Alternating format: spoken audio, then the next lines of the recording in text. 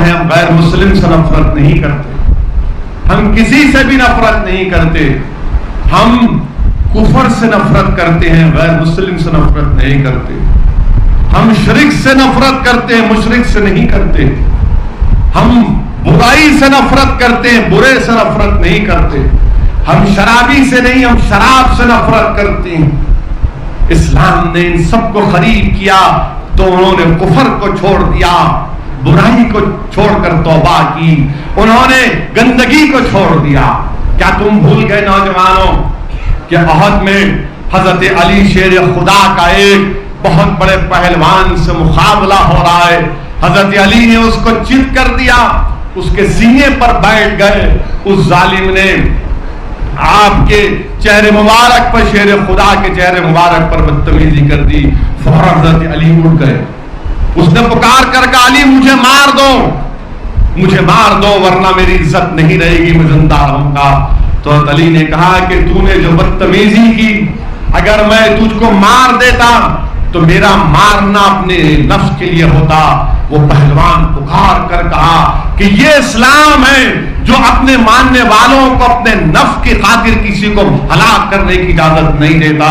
اس نے اسی وقت اعلان کیا کہ میں مسلمان ہو جاتا ہوں۔ میرے بھائی، کوئی بھی کام اگر کرنا ہے تو اللہ کے لیے کرنا ہے۔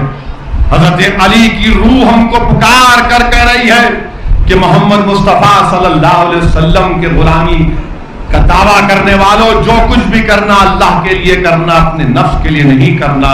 اور رمضان کا مہینہ ہے، نفس کو پر کنٹرول کرنے کا مہینہ ہے۔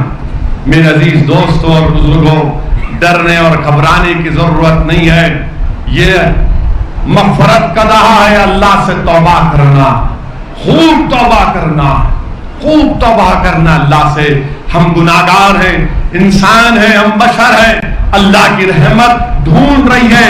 جب رمضان میں رات ہوتی ہے تو اللہ ساتویں آسمانوں پر آ کر فرشتے پکارتے ہیں کہ کہاں ہیں وہ لوگ جو اللہ کو راضی کرنا چاہتے ہیں، کہاں ہیں وہ لوگ جو رزق طلب کرنا چاہتے ہیں، کہاں ہیں وہ لوگ جو اللہ کو منانا چاہتے ہیں۔ نوجوانوں اٹھو، راتوں تہجد کی نماز 2 رکعت پڑھو، سجدے میں جاؤ، خوب اللہ سے رو رو کر دعا کرو کہ پروردگار وطن عزیز میں ہم پر ظلم ہو رہا ہے مگر ہم تیری رحمت سے مایوس نہیں ہیں، کیونکہ قرآن میں اللہ نے فرمایا لا تقنطوا من رحمت اللہ، کہ اللہ کی رحمت سے مایوس مت ہو۔ اگر تم کو اخلاق پیلو خان اور رکبر اور شوکت علی کے ظلم کی داستانیں سن کر تم کو تکلیف ہوتی ہے تو جاؤ، سجدے میں جاؤ، اللہ ہمارے ساتھ ہے، جس کے ساتھ اللہ ہے دنیا اس کو ختم نہیں کر سکتی۔ یاد رکھو، اگر ہندوستان کے اقتدار پر ایک فرعون بیٹھا ہوا ہے، اگر اس کی طاقت یہ سمجھتی ہے کہ ہم کو ختم کر دیا جائے، انشاءاللہ تعالی وہ ختم ہوگا، تم دیکھنا، وہ وقت آئے گا انشاءاللہ تعالی نے قریب میں وہ ختم ہو جائے گا سیاسی طور پر۔ ہم ختم ہونے کے لیے نہیں آئے، یاد رکھو، جب تک ہم زندہ ہیں دنیا آباد ہے، جب تک اشہد ان لا الہ الا اللہ و اشہد ان محمد رسول اللہ کی صدائیں بولی جائیں گی دنیا آباد رہے گی۔ جب ہم نہیں رہیں گے تو دنیا بھی نہیں رہے گی۔ اگر کوئی ہم کو مار کر، ہمارے منہ میں سور ڈال کر ہم کو کھلا کر یہ سمجھ رہا ہے کہ ہم ختم ہو جائیں گے، ہم اسلام کو چھوڑ دیں گے، ہم رسول اللہ صلی اللہ علیہ وسلم سے اپنی نسبتوں کو کمزور کر لیں گے، نہیں، ارے ہم ختم ہونے اس دنیا میں آئے۔ وطن ہمارا ہے ہندوستان، ہندوستان میں جمہوریت ہے، ہندوستان میں سمویدھان ہے، ہندوستان میں آئین ہے۔ میرے بھائی، ڈرنے اور گھبرانے کی ضرورت نہیں ہے۔ ہندوستان کا آئین ہم کو اس بات کی اجازت دیتا ہے کہ ہم اپنے دین پر چلیں اور ڈرنے اور گھبرانے کی ضرورت نہیں ہے۔ یہ واقعات یقیناً تکلیف دہ ہیں۔ شوکت علی کا جب میں ویڈیو دیکھا تو کئی دن تک مجھے تکلیف رہی، پیلو خان کی اس مارپیٹ کو دیکھا تو کئی دن تک تکلیف ہے، اخلاق کے گھر کو گیا تو تکلیف رہی، اور اکبر خان کو جلاتا ہوا دیکھا تو تکلیف ہوئی۔ مگر میرے بھائی، میں نے جیسا آپ سے کہا کہ کربلا کا میدان بھی تو ہم نے دیکھا، امام حسین کی شہادت ہم نے دیکھی، ظالموں نے اہل بیت کو، آل رسول کو شہید کیا، مگر کیا اسلام ختم ہوا؟ نہیں میرے بھائی، کربلا کے ریگزاروں سے بسوا کلیان کے نوجوانوں آواز آ رہی ہے، وہ دریائے فرات کا کنارہ جو اہل بیت کے خون سے لال ہوا، وہ کنارہ کر کہہ رہا ہے بسوا کلیان کے رہیو نوجوانوں، والے رسول کا کربلا سے تم کو پکار کر کہہ رہا ہے ظلم کوئی کوشش کر رہا ہے، ظلم ہو رہا ہے، ڈرنے اور گھبرانے کی ضرورت ہے، اللہ ہمارے ساتھ ہے۔ اگر اللہ نے ہمارے مقدر میں لکھا کہ اس طرح سے ہم اس دنیا سے رخصت ہوں گے تو یقیناً ہوں گے، یہ ظالم کی وجہ سے نہیں بلکہ اللہ نے میرے مقدر میں لکھ دیا، مگر ڈرنے اور گھبرانے کی ضرورت نہیں ہے۔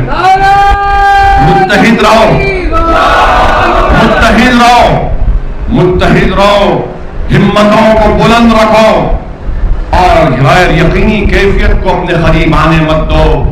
یہ جو کالے بادل ہمارے سروں پر منڈلا رہے ہیں انشاءاللہ تعالی یہ چھٹیں گے، اور یہ چھٹیں گے، یہ ظلم کے دور کا خاتمہ ہوگا۔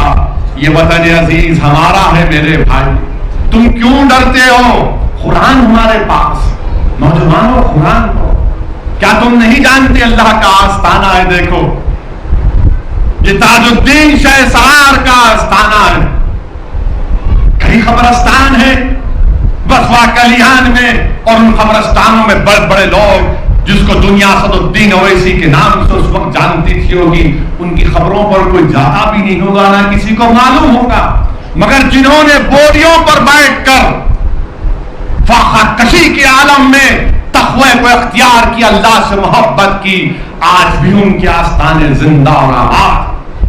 نوجوانوں حوصلہ حاصل کرو، بادشاہوں کی بادشاہت ختم ہو گئی، محلات ویران ہو گئے، مگر اللہ کے ولیوں کے آستانے آباد ہے، زندہ ہیں۔ کیوں ہے؟ کیونکہ انہوں نے جو بھی کیا صرف اللہ کے لیے کیا، صرف اللہ کے لیے کیا۔ انہوں نے قرآن کی تعظیم کی، قرآن کی عزت کی، قرآن کو اپنے سینے سے لگا لیا، قرآن کے مطابق اپنی زندگی کو گزارا، اسی لیے اللہ نے ان کے ذکر کو زندہ رکھا، ان کے نام کو زندہ رکھا، ان کے فیض کو جاری کیا۔ میرے عزیز دوستوں اور بزرگوں، خواجہ غریب نواز سلسلے چشتیہ کا آستانہ دلائل العارفین میں غریب نواز لکھتے ہیں محمود غزنوی کا واقعہ کہ محمود غزنوی کسی ایک جنگل میں شکار کرنے گیا اور محمود جنگل میں کھو گیا تو ایک چھوٹی جھوپڑی ملی، رات گزارنے کے لیے لیٹ گیا، جس طرف پیر اس کے تھے وہاں پر محمود نے دیکھا کہ قرآن ہے، تو محمود نے کہا کہ قرآن کو ہٹا دیتا ہوں، تو اس کے ضمیر نے کہا کہ تو ہٹ جا قرآن سے، تو کیوں قرآن کو ہٹا؟ محمود کو اس کے ضمیر نے کہا کہ تو ہٹ جا قرآن سے، پھر اس کے ضمیر نے کہا کہ تو قرآن کے کیوں قریب نہیں ہو جاتا؟ محمود نے قرآن کو اٹھایا، خوب رات بھر تلاوت کی قرآن کی، اور جب اس کا انتقال ہو گیا خواجہ غریب نواز کہ خواب میں آیا، غریب نواز نے اس سے پوچھا بتاؤ محمود کس حال میں ہو؟ تو محمود نے کہا کہ میں نے زندگی میں بہت بادشاہت کی، بہت کام کیے، فلاحی کام کیے، بہت چیزیں کی، مگر اس ایک رات جو میں نے قرآن کی عزت کی، اپنے پیروں کو قرآن کی طرف ہٹالا، اور اس ایک رات میں نے جو قرآن کی عبادت کی اس کے عوض اللہ نے مجھے جنت میں مقام عطا کر دیا۔ نوجوانوں یہ خواجہ غریب نواز دلائل العارفین میں شیخ خواجہ غریب نواز کہہ رہے ہیں، ہند کے بادشاہ کہتے ہیں، سلطان ہند کہتے ہیں، اور یہ تو دکن کی سرزمین ہے، یہ دکن کی سرزمین ہے، اور اس دکن کی سرزمین کا ایک مشہور واقعہ کہ اورنگزیب نے جب قلعہ گولکنڈہ پر کئی دن ہو گئے فتح حاصل نہیں کی، تو ایک رات بڑا طوفان آیا، سب کے اورنگزیب کے فوج کے خیمے اکھڑ گئے، اور ایک ہی خیمہ تھا، ٹمٹماتا چراغ تھا، جو اللہ کے بندے بیٹھ کر قرآن کی تلاوت کر رہے تھے، جو اللہ کے بندے بیٹھ کر قرآن کی تلاوت کر رہے تھے، اورنگزیب نے کہا کہ اللہ کے ولی ہے، جاؤ ان کے پاس. وہاں پر گئے، جا کر ان سے دعا کی درخواست کی. انہوں نے اللہ کی بارگاہ میں دعا کی. وہ کون تھے جس کی دعا پر قلعہ گولکنڈہ فتح ہو گیا، جس کو ہم حضرت یوسفین کے نام سے جانتے ہیں. وہ بھی سلسلے چشتیہ سے ان کا تعلق. قلعہ فتح ہو گیا، وہ قرآن کی تلاوت کر رہے تھے. ترکی میں سلطنت عثمانیہ کا بانی، وہ ایک رات اپنے پیر کی خانقاہ میں آرام کرنے کے لیے گیا. جب پیر نے کہا کہ جاؤ اس خانقاہ کے اس کمرے میں رات گزار لے، سلطنت عثمانیہ کا بانی جب رات میں سوتا ہے تو دیکھتا ہے کہ میرے پیر قرآن کی طرف ہے. اس پر، اس کے دل و دماغ پر ایک بجلی گرتی ہے، روتا ہے اللہ مجھے معاف کر دے. میرے پیر قرآن کی طرف تھے، رات بھر روتا ہے اللہ مجھے معاف کر دے.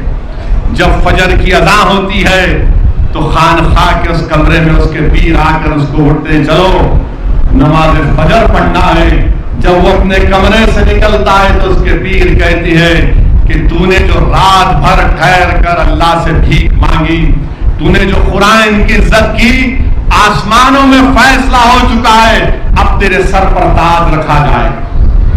تو کہتا ہے کہ میرے پیر، میں تو پڑھا لکھا بھی نہیں ہوں، آپ کا خانقاہ میرے سر چھپانے کی جگہ، آپ کے دسترخوان کا کھانا میرے لیے بھیک ہے، میرے سر پر کیسے تاج رکھا جائے گا. تو ان کے پیر کہتے ہیں کہ جو رات میں تو نے قرآن کی عزت کی، جو تو نے گر گڑا کر اللہ سے بھیک مانگی، فیصلہ ہو گیا. وہی سلطنت عثمانیہ کا بانی تھا جس نے گنبد خضرا کی تعمیر کی. اس کی قسمت میں آیا کہ وہ گنبد خضرا کو تعمیر کر سکے. اس نے مدینے سے رسول اللہ صلی اللہ علیہ وسلم کے منہ مبارک کو تمام چیزوں کو لے کر ترکی کے میوزیم توپ کاپی میں آج بھی ہے.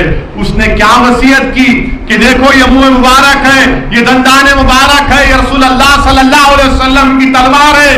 یہاں پر میں وصیت کرتا ہوں کہ صبح قیامت تک 24 گھنٹے قرآن کی تلاوت جاری رہے.